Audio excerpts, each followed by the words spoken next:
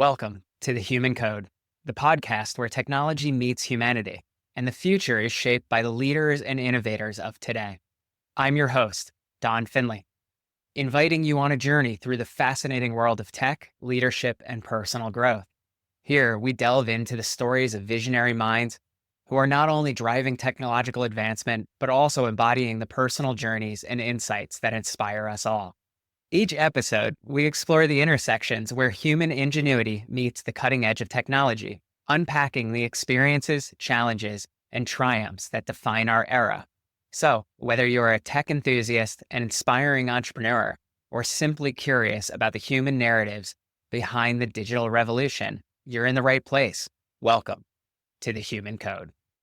Today on The Human Code, we are honored to welcome Sultan Meghji, a pioneer in artificial intelligence, cybersecurity, and financial technology. As the co-founder and CEO of Frontier Foundry, Sultan has spent more than 30 years driving AI innovation, working in senior government roles, and shaping the future of technology. In this episode, we explore the progression of AI implementation in organizations, how businesses evolve from simple automation to complex AI decision-making, and eventually to AI-powered autonomy.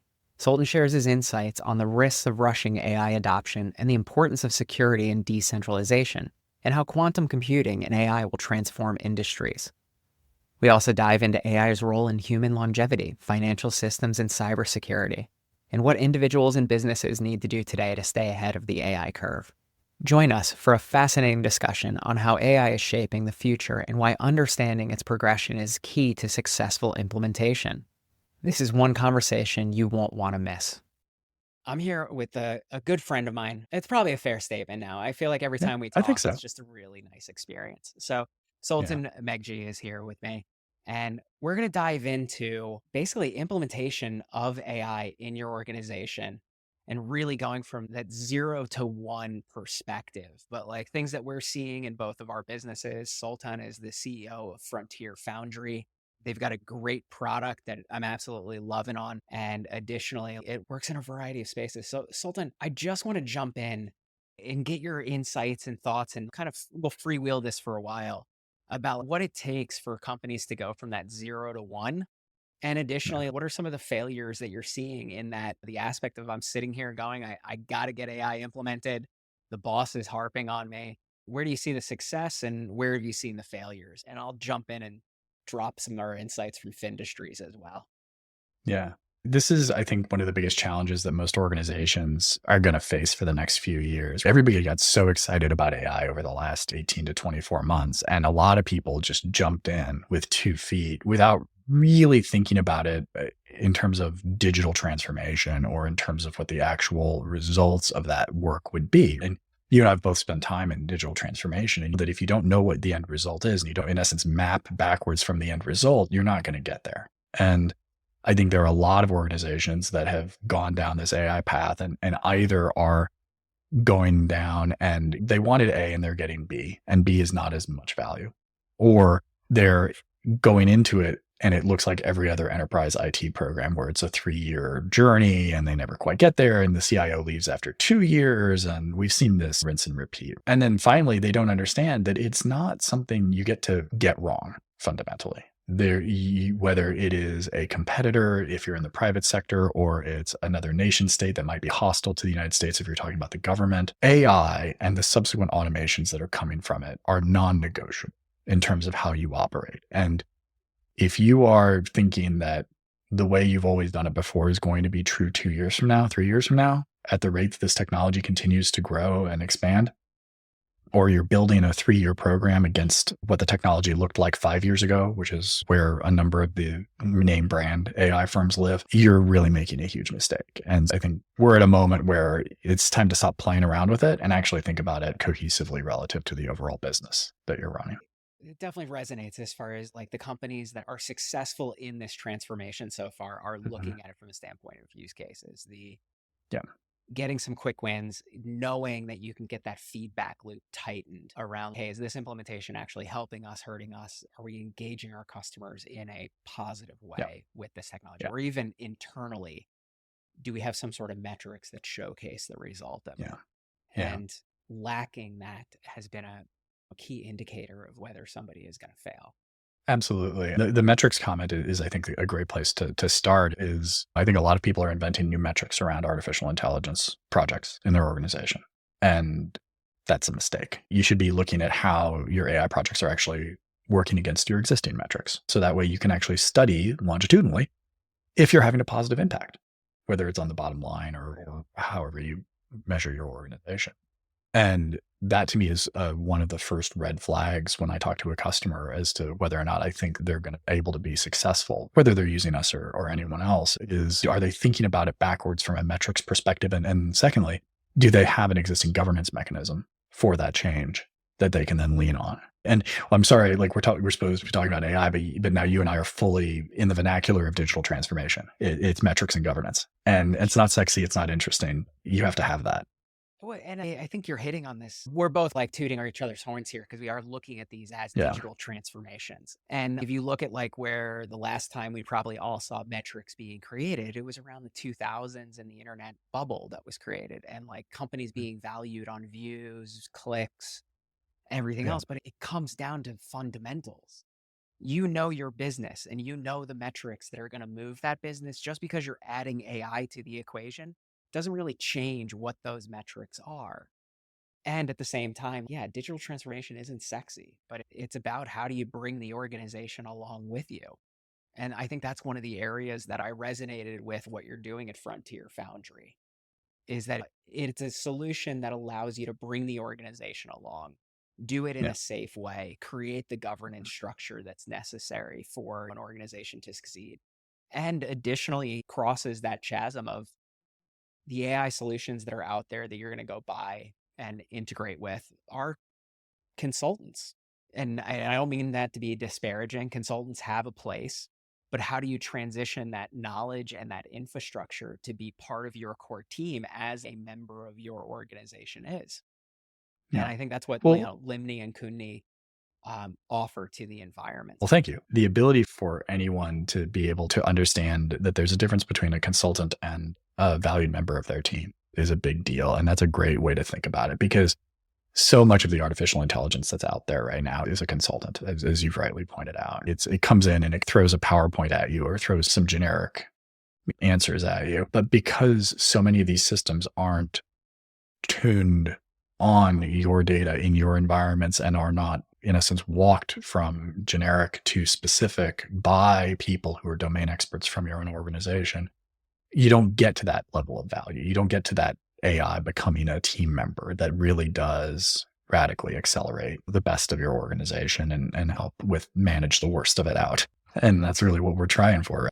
And it's a fascinating moment to realize that this technology is at a point where you can, and we do it with Limni and Kundi often, and I can talk about some specific use cases, where you put this technology in the hand of a very small number of people inside an organization to take it that last 5 yards in the build process. And that turns that generic tool into something that is uniquely yours as one of our customers. And you just have it. And it's your own tuned version. It's private, it's secure, it's a black box to us, but it's entirely explainable and transparent for you. And it can fit inside of regulatory environments. That's one of the key features that we built into the system out of the box. And so it can live in a variety of different regulatory regimes.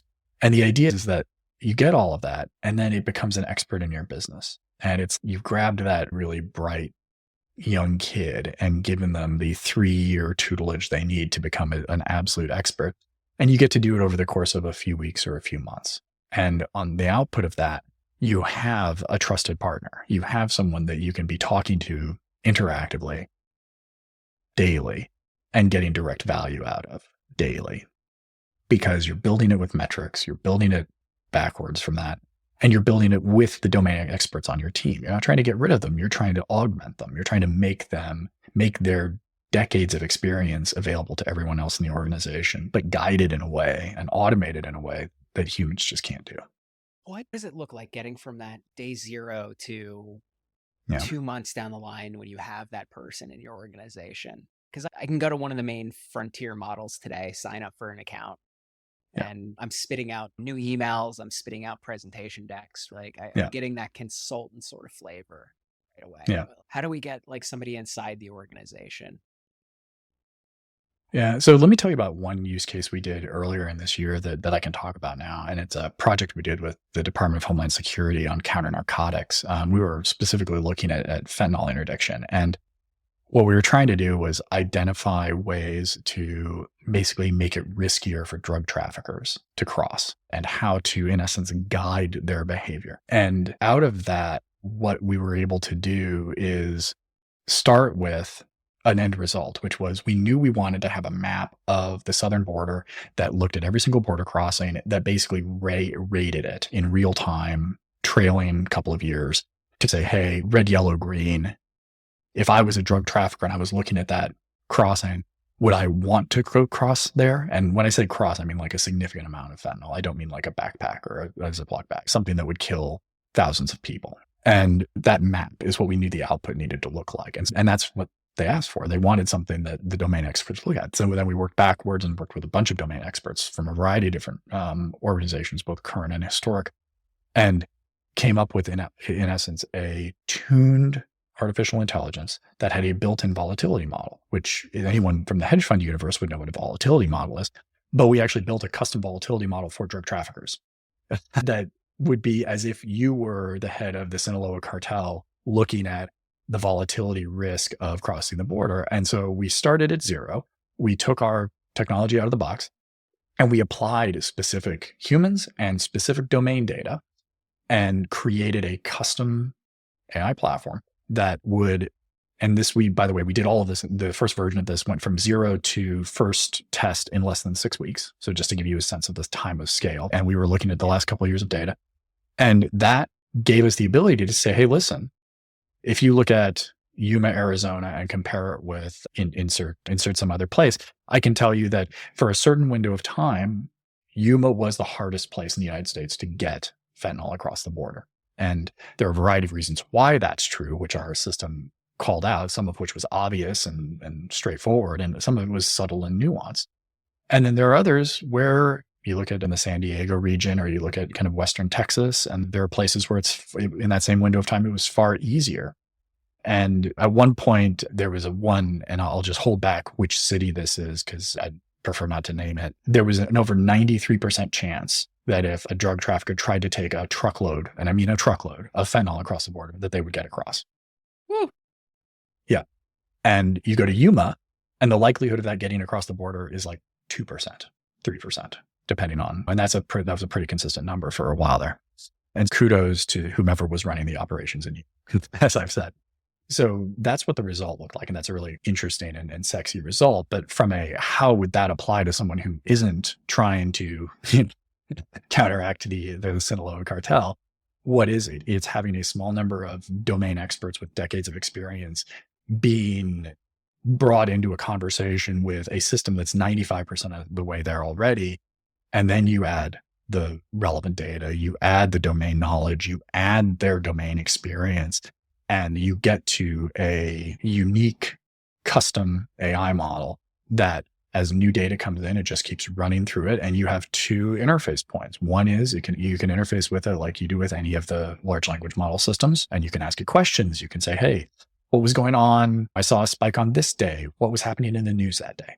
As an example, was there something in the local news that relates to this? Or you saw a drop off, and then that allows the domain experts to say, oh, when we see something like this, like we see a drop off in seizures over a 2-week period, maybe there was a shift change. Maybe one of the senior guys was off training somewhere else. Like you can find causal factors and you shorten the cycle time very quickly to get to a place where the system is just sitting there automated and can send alerts and say, hey, listen, I'm so-and-so is going on vacation. Maybe you want to shift the duty roster around and make sure the next most senior guy is taking over because you don't want anybody because they've tagged that guy's phone so they know he's off. So maybe there's a vulnerability window that's opened up.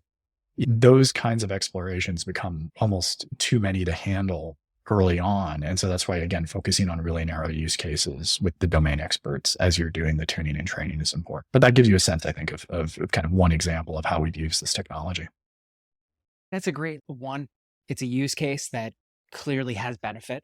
Like we all understand Yeah. the challenges that we're going through with fentanyl. And then additionally, the speed at which you're able to get the system up and going and get that trained. And then in today's world or yesterday's world, we would have seen that probably take a couple of years to actually go Absolutely. through, as well as not even being able to handle the amount of data points that you're talking about on a Yeah. reliable basis. And so Yeah. the old solution would have been to do that basically as an audit once Yeah. every year, Something like implement the that. Right. findings, and then basically have another year that goes by as far as that feedback goes. But now you're talking about Yeah. a feedback loop of a couple days in regards to, Yeah. hey, Steve's going on vacation. Let's bring in Emily to ensure that Yeah. we actually have some stakes. Yeah. The interesting thing about this, and I'm glad that you're highlighting the age of some of the technologies and kind of these cycle times, these kind of batch cycle times that we're used to historically, because that's just all humans can handle. It's very rarely will you be able to have a person get an email at 8 o'clock in the morning every day saying, here are the 4 things you have to be better at. That's a tough work culture. And I wouldn't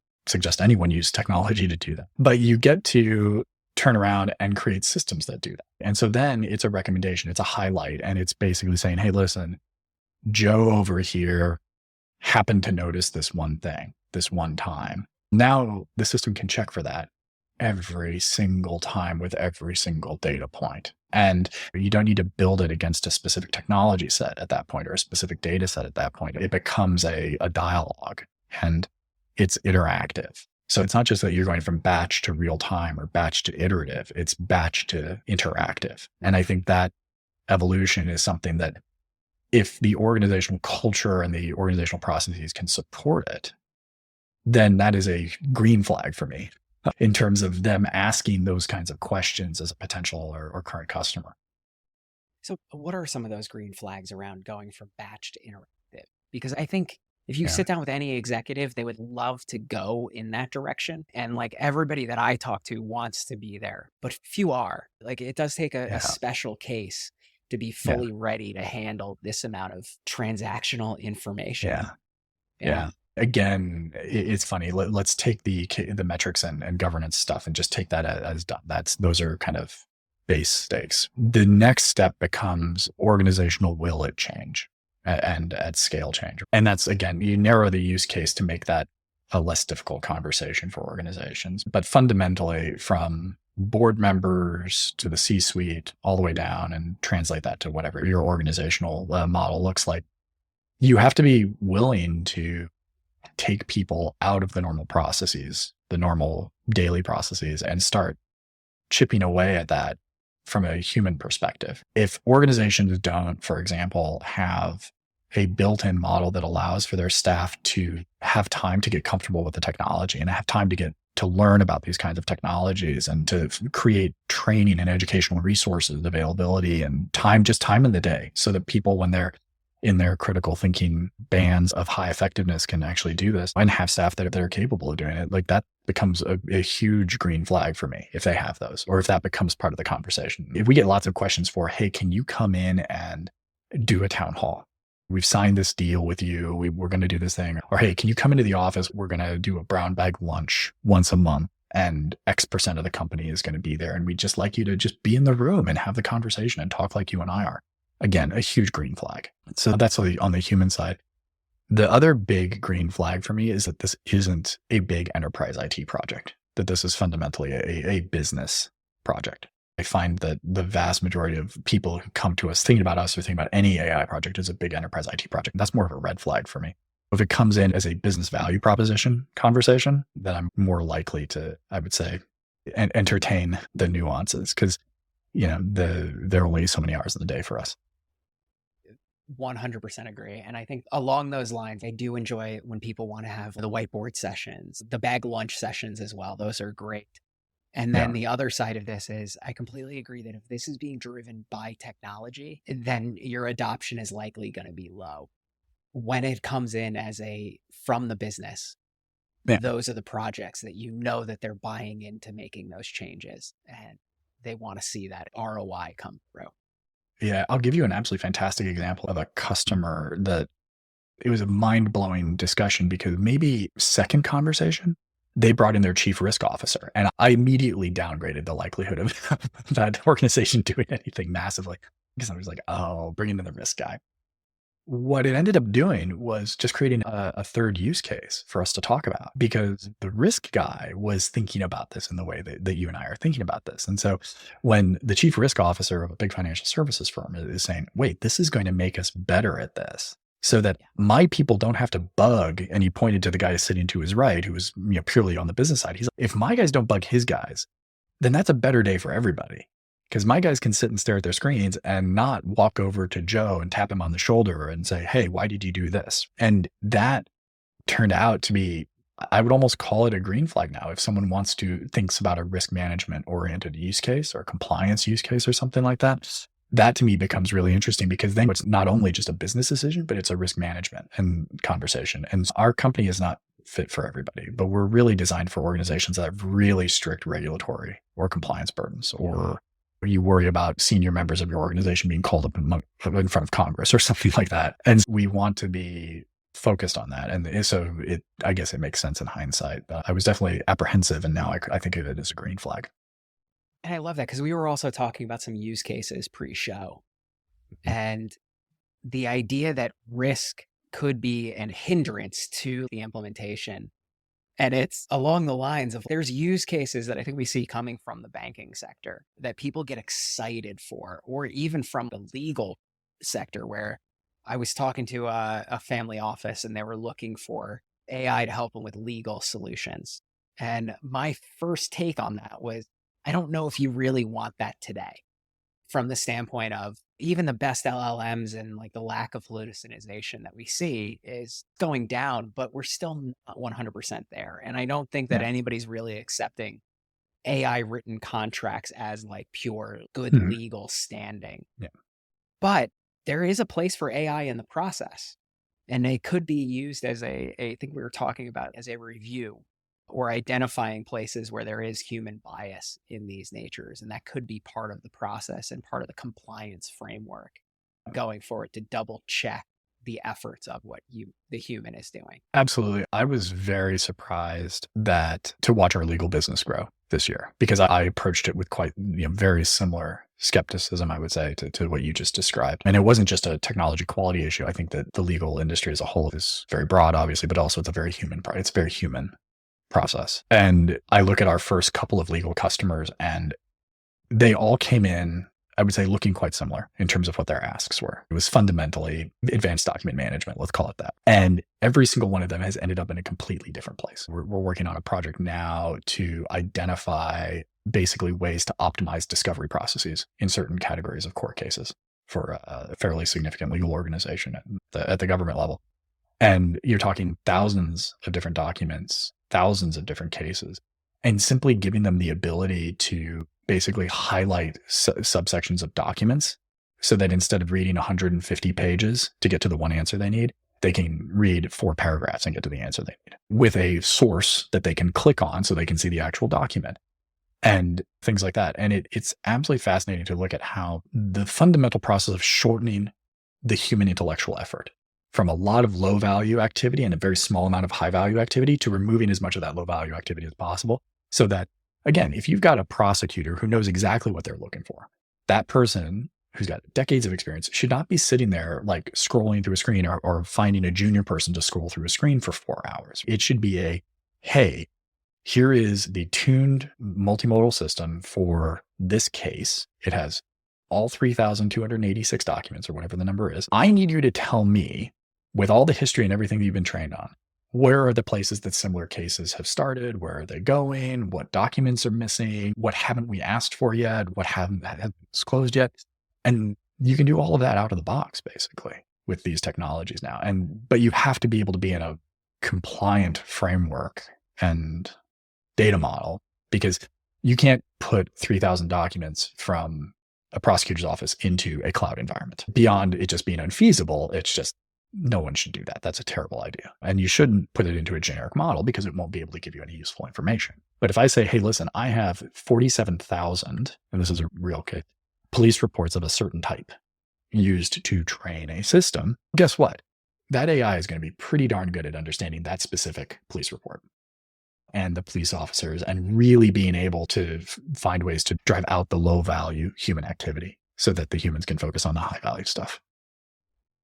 I love this example because you're also talking about organizations that have gone from 0 to 1, but are now going next phase of the iteration. We talk about it Yeah. from crawling to walking perspective. And what are you seeing as the questions that successful organizations are asking themselves as they get the first batch done and then they're looking at that second batch?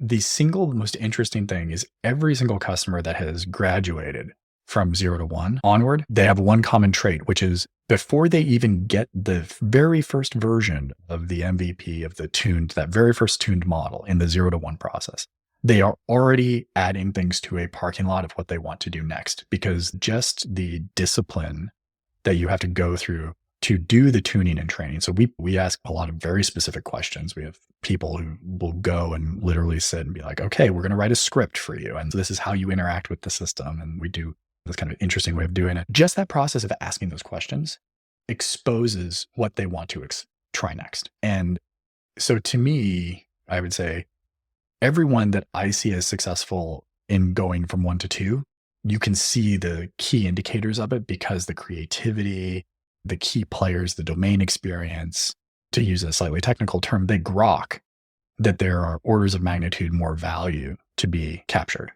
And you see it in the 0 to 1 process. And here is a great example. So we work with a couple of private equity firms, and we've applied the same model, this exact question, like how they are obviously looking at managing long-term investments and things like that. And you can absolutely see in due diligence documentation for an acquisition, the key indicators of success for the sale 6 years later, 4 to 6 years later, depending on the PE firm.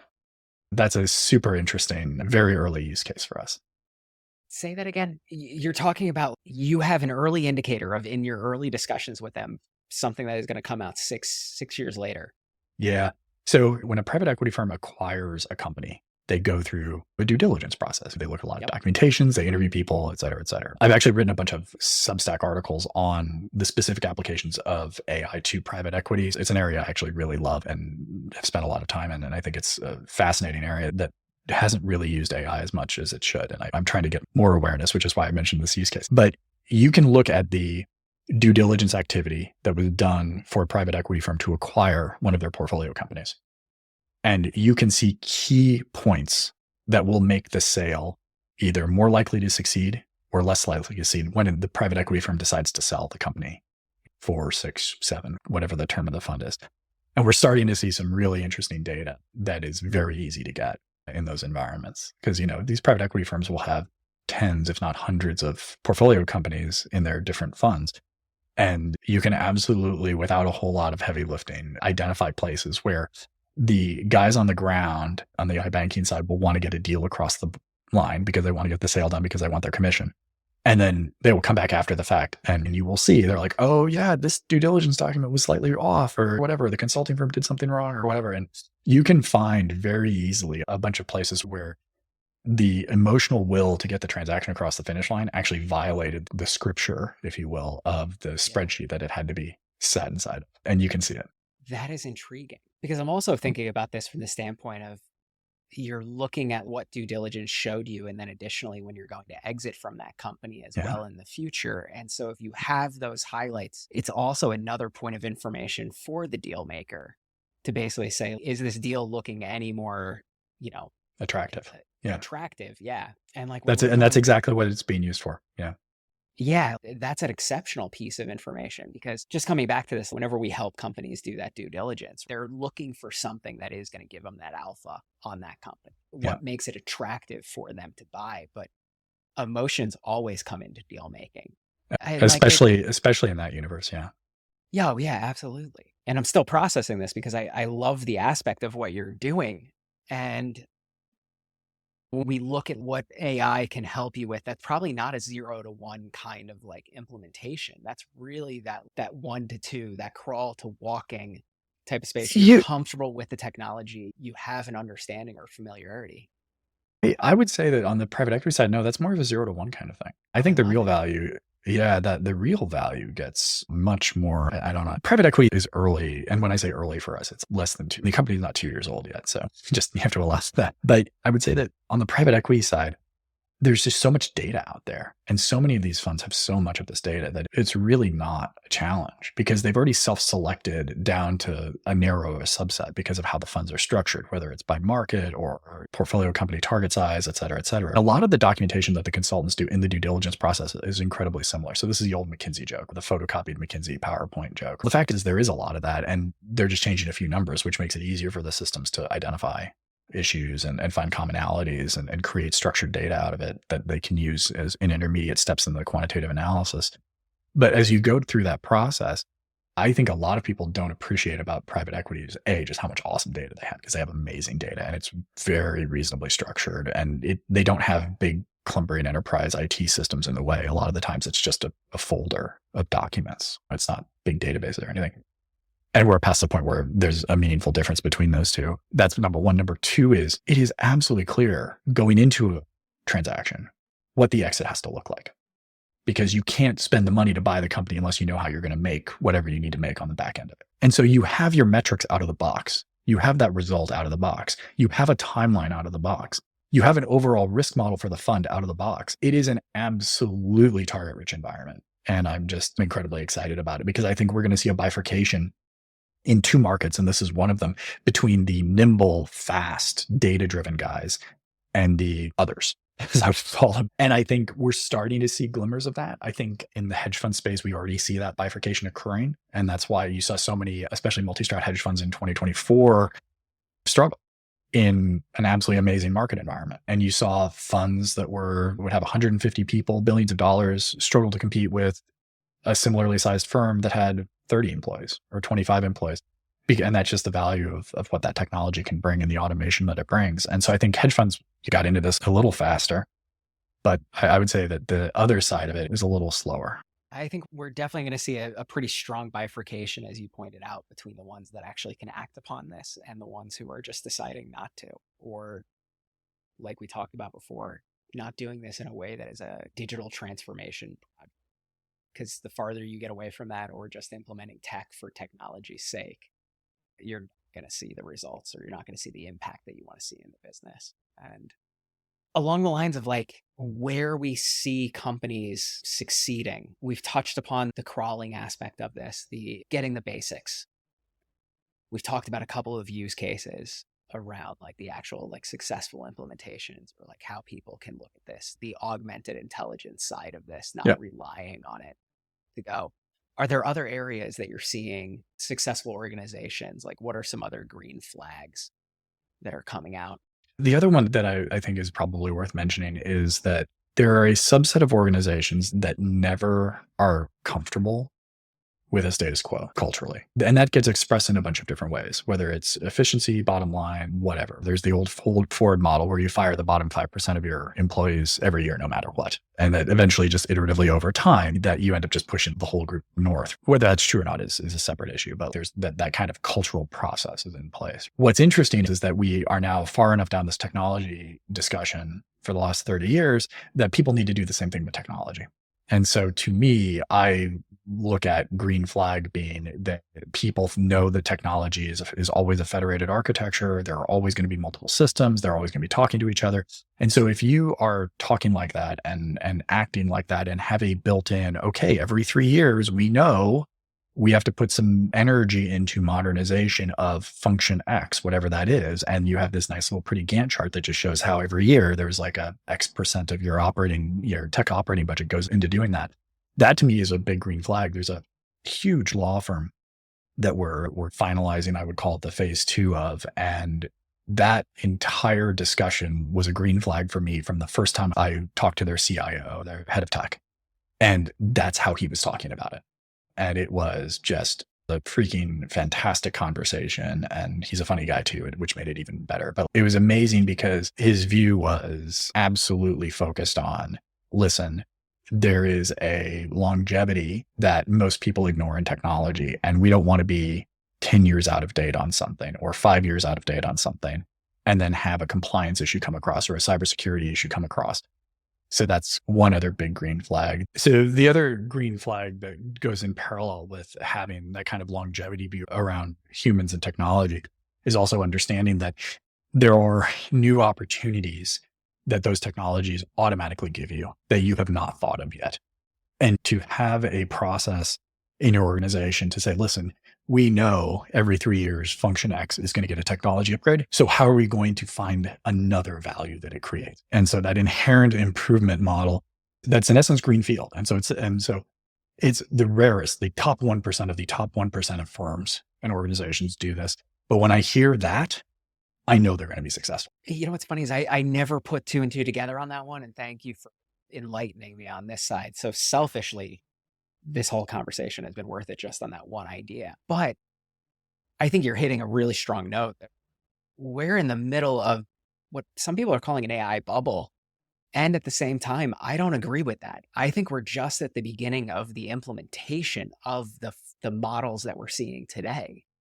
And people aren't really fully grasping what can be done with it yet. Like we haven't hit that stride amongst the use cases. But having that concept, that idea that innovation is happening and that you're going to see something changing in the next year, 2 years, 3 years. And I'm specifically thinking about, we're just at the beginning of like agentic AI inside of organizations. And we're just seeing like reasoning models at the beginning of like where they're at. And so what we can do in the future is going to be a lot more than what we can do today. And to have the idea that like you're building a foundation for what you're looking to expand upon, and knowing that you don't know exactly what that AI will be able to provide you in 3 years is a pretty strong moment. Yeah. And it's also the way that I think a lot of firms, I get a lot of questions from firms about how not just the risk of AI, but the risk of their competitors getting AI and doing a better job than they are at it, right? Or new companies getting started that are hyper competitive to them. In the post Silicon Valley Bank collapse venture capital universe, a massive percentage of the venture capital money that's been spent over the last few years has gone to a very small number of companies. It's a massive consolidation that I don't think is quite well understood. But what it means is that a lot of the air in the room for a lot of AI companies got sucked out because it's gone into a very small number of firms who are then investing in creating their own ecosystems. They're hyper verticalized ecosystems, and they're doing what Amazon and Azure and Salesforce did over the last 15 years in the cloud and enterprise application space. And they're just copying that, just doing it much faster. But what it means is that the innovation cycles are actually hyper accelerating in very narrow areas in those environments. But for the average organization, what it actually means is that since all that investment is happening over there, the actual place where AI money is being well spent in the early stage is being spent on businesses that are going to compete with existing businesses, not on tech stacks. And so I would say that a red flag for me is if an organization doesn't recognize every organization is at risk. I've publicly said I think at least 50% of the S&P 500 is going to change in the next 3 to 4 years. Ooh. We'll see that. Maybe I'm probably on the aggressive side, but the fact is it's not impossible. And we're seeing more companies stay private longer. I think there was a joke that the Series J is the new IPO not too long ago. And as you step back and realize, if I am an organization that is a human process organization, and you look at agentic AI, you look at multimodal AI, you look at privacy-centric AI systems that operate in those environments, you are now at a point where if I was running a venture fund, I wouldn't invest in technology. I'd be investing in businesses that are basically photocopying an existing business. And instead of having 5,000 employees, have 50. Or instead of having X customers per unit of work, have 50X customers per unit of work. And this is where I think SpaceX is probably a really early and really good example of that, right? They fundamentally created a factory for building rocket engines. That's what SpaceX did. And then they built the rest of the organization around it. That's a fantastic way to look at it. Yeah. Right. SpaceX is an awesome company. It's like every couple of months they do something that I'm just like, wow, cool time to be alive. And that's great. But like SpaceX shouldn't be the exception. That should be what every business should be doing. And going back to the PE example, in our conversations with some of the PE firms, there are a number of portfolio companies where I've said, here, I will show you 10 companies that are going to try to disrupt that business.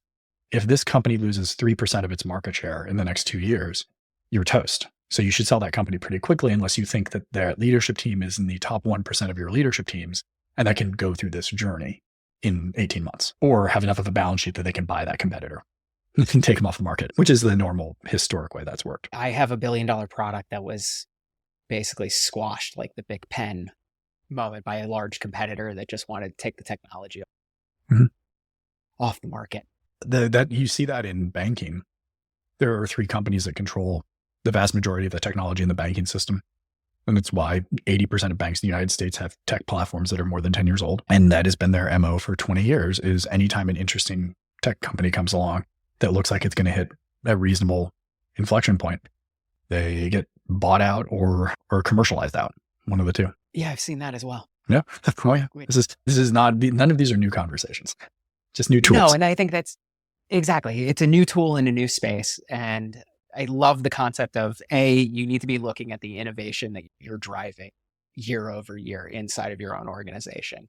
Additionally, there's a lot of hope and glimmers that we can identify from this conversation around the value of AI isn't going to be driven by the tech platforms. It's going to be driven by the businesses that are actually doing something with it to serve more customers, to lower their operational costs, to grow their reach, to hyper-personalize.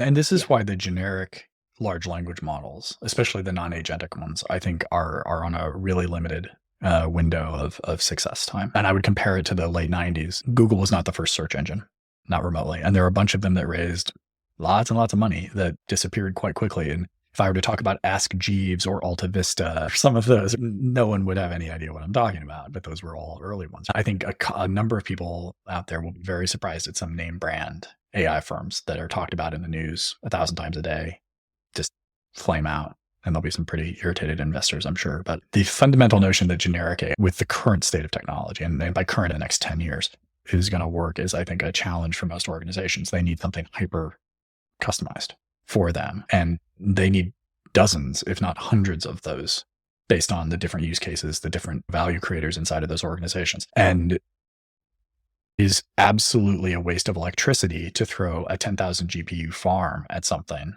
when in reality, what you need is a 24 CPU, 4 GPU server solving one specific problem on a narrower case. Get 10 of those and you're not going to break the electric grid. We don't need, this whole race to nuclear, just as a total tangent, I think is long overdue, because it's fundamentally a very reasonable, it should be a piece of our electrical infrastructure.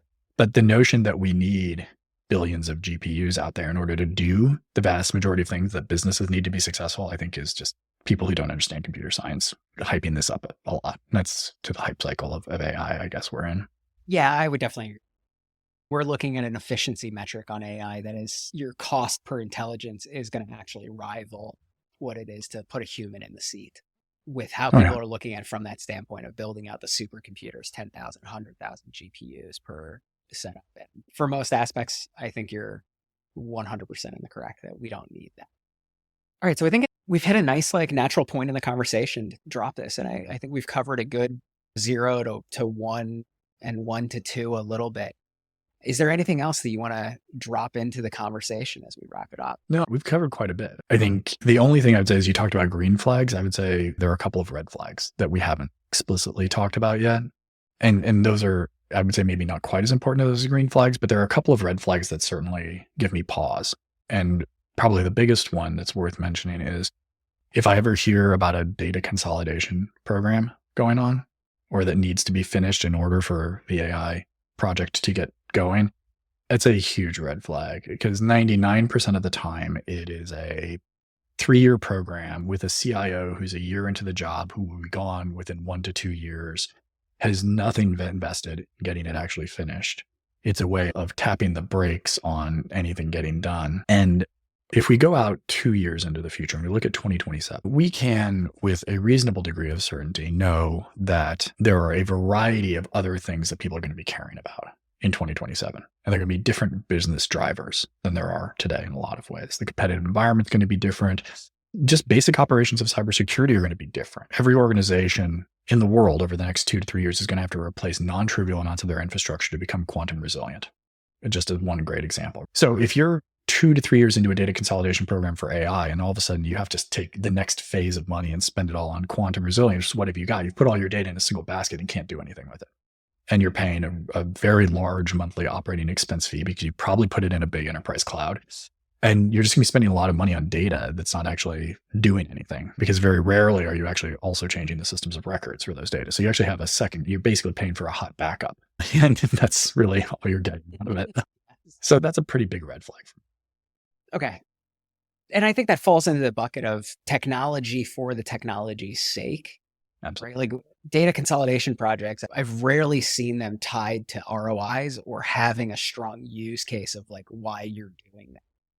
If it comes to my table as a consolidation project, if it comes as, hey, we're doing X, Y, and Z in order to get this ROI, and part of that is data consolidation, that typically has a nice metric to it. On a corollary that's similar to this, I sat on a nonprofit board as a volunteer, and all the board members were volunteers as well. And what I can tell you about that, we had one of our members was also an accountant who specialized in nonprofits. And he said every nonprofit board with nonprofit members suffers from a lack of a cohesive vision that everybody can get behind. When you get into these organizations that have a very high drive as to what their vision is, but the implementation of that vision can happen 12 different ways, you tend to lack the focus of how to get to the next stage. And so I think you're hitting a great point on the consolidation piece, that it's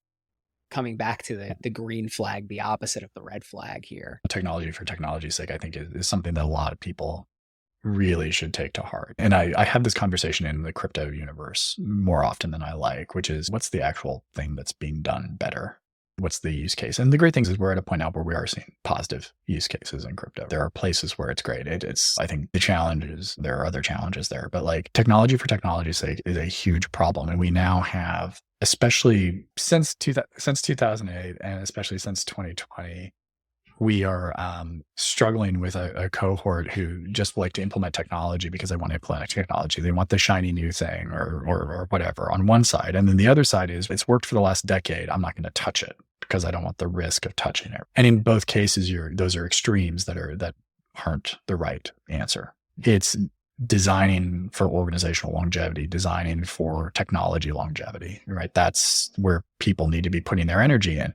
And this to me becomes the antithesis of the technology for technology's sake. It becomes I'm going to build the best company or best organization I can. And then I want to build an organization that outlasts me, that is systemically relevant, et cetera, et cetera. And we're just not hearing as many people talk like that in the last 15 years as we did in, let's say, the better part of the 20th century. Yeah, which is interesting because we were, I'd say, blessed with the research of Jim Collins, and yeah, great. Totally. Yeah. And I think it was chapter 7 where he was basically like, technology is the match that lights the fire. And if the process is defined, technology can be great. If it's just thrown in there, that's usually where money is burned. That's exactly right. Sultan, thank you so much again. It's been an absolute blast having you on. You too, man. Really enjoy the time that we get to spend with each other. No, this has been great. 2024 was, there were ups and downs in 2024, but getting to call you my friend in 2024 was a definite up. Absolutely, my friend. Thank you. Awesome. Thank you for tuning into The Human Code, sponsored by Findustries, where we harness AI to elevate your business. By improving operational efficiency and accelerating growth, we turn opportunities into reality. Let Findustries be your guide to AI mastery, making success inevitable. Explore how at findustries.co.